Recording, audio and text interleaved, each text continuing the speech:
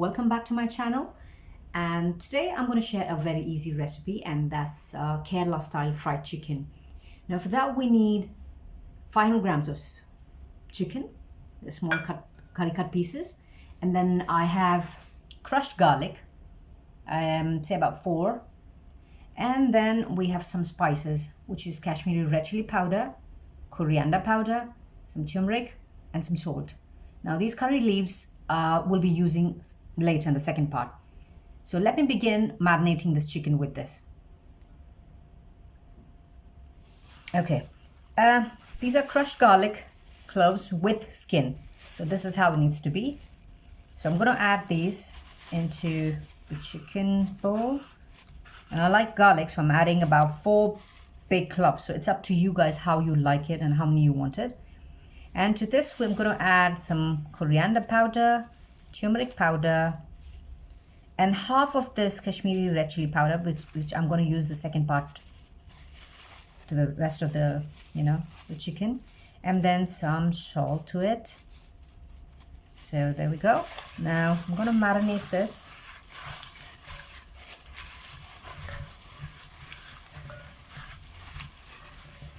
So all done. Okay, now this marinated chicken, I'm going to leave it for 10 to 20 minutes aside, and then we're going to cook with some water in a pot. So here I have a pot, and I'm going to put all the chicken pieces along with the garlic, and then I will add about half a cup of water, and we'll start cooking it just until the chicken pieces are 60 to 70% done. That's about it. So as you can see, the chicken is boiling, so once in a while please do turn the chicken pieces, and we'll wait for about 5-10 minutes, depends on the chicken as well. So make sure the chicken is just about 60 or 70% done, not completely cooked. So here I have the chicken, which is almost 60% done, or let's say 70%, but not completely cooked. Now let's go to the next part, which is where we're going to make the marination for this chicken. Now for the batter, where we're going to dip in the chicken and going to fry. And for that we need some coriander powder. Okay, and then some turmeric powder, pepper, an egg, and some garam masala powder, ginger garlic paste, and some green chili paste, salt, and then equal quantities of corn flour powder and plain flour. Now here for just about 500 grams I've taken let's say a tablespoon of corn flour powder and a tablespoon of plain flour. And also we're going to use the Kashmiri red chili powder. And now also some lemon juice. And then for garnish, I'm going to use some green chilies, some more garlic cloves, crushed, and some curry leaves. Okay, I've got the egg beaten up. Then we've got some flour and corn flour going in, Kashmiri red chili powder, about half a teaspoon of pepper powder and some turmeric powder, a teaspoon of garam masala powder, a teaspoon of coriander powder. Most important now, the green chili paste. Now this is going to be spicy, so how much you want to put, it's up to you guys.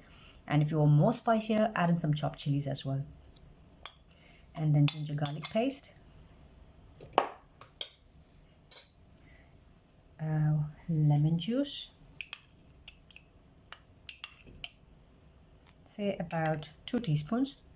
Since I've already added some salt in the chicken, so I'm going to go a little low on, say about half a teaspoon for the marination. Now when you taste it, you will know whether you need to add more to it. So at this point I'm going to mix in everything and then add in some water. Now the batter should be not like the pakoda one or the pakoda. It should be thin. So I'm gonna add a little bit of water to it, and let's see how it goes. Now to this batter, I'm also going to add the cooked meat juices which were left out.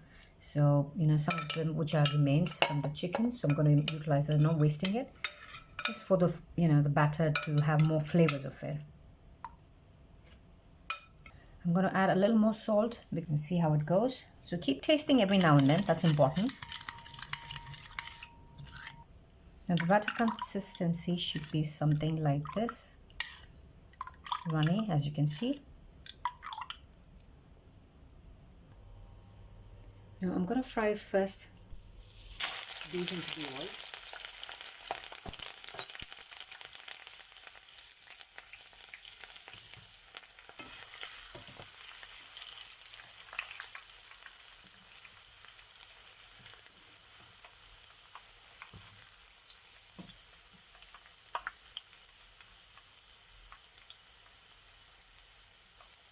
And I'm going to put this fried garlic into the batter, and I'm going to refry it again. I'm going to do the same with the red chilies as well. Sorry, the green chilies.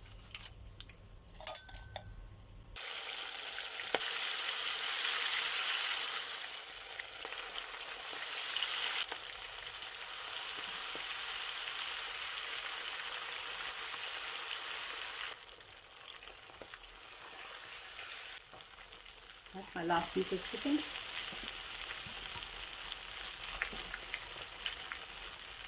Green chilies. I have some garlic remains here.